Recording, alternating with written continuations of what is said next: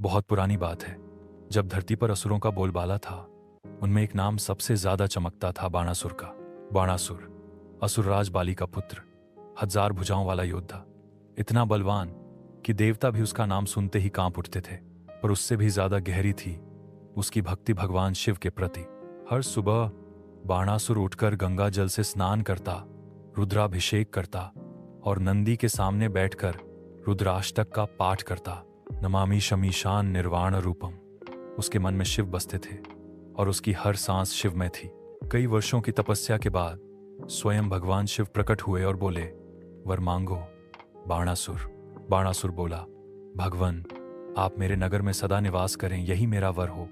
और शिव मुस्कुराए, शोणितपुर को पावन कर दिया। पर समय के साथ भक्ति में घुल गया अहंकार।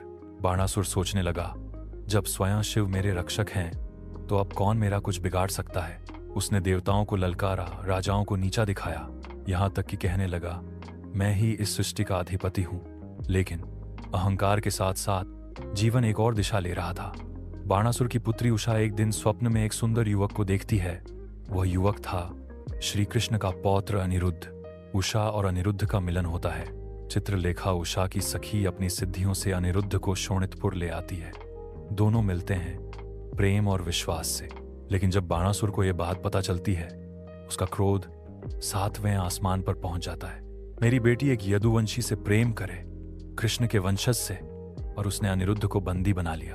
अब द्वारका में हलचल मच गई। कृष्ण और बलराम ने सेना के साथ बाणासुर के नगर पर आक्रमण कर दिया। बाणासुर एक के बाद एक वीरों को पछाड़ता गया। बाणासुर योद्धाओं को पछाड़ते हुए कृष्ण के सामने आ खड़ा होता है। कृष्ण सुदर्शन चक्र से उसकी भुजाएं काटते हैं। तभी रणभूमि में प्रकट होते हैं महादेव, त्रिशूल लेकर अपने भक्त की रक्षा के लिए। अब आमने सामने हैं शिव और कृष्ण। पाशुपतास्त्र और नारायणास्त्र टकराते हैं। सृष्टि डगमगाने लगती है। उस पल नारद मुनि आते हैं। हे बाणासुर, ये भक्ति नहीं, यह अहंकार है। बाणासुर की आंखों से आंसू बहते हैं। वह शिव के चरणों में गिर जाता है। शिव कहते हैं, जिसने अपनी गलती मानी वही सच्चा भक्त है।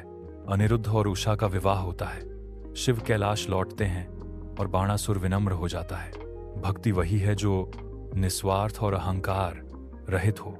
अगर उसमें मैं और मेरा जुड़ जाए तो वही भक्ति तुम्हारे पतन का कारण बन सकती है।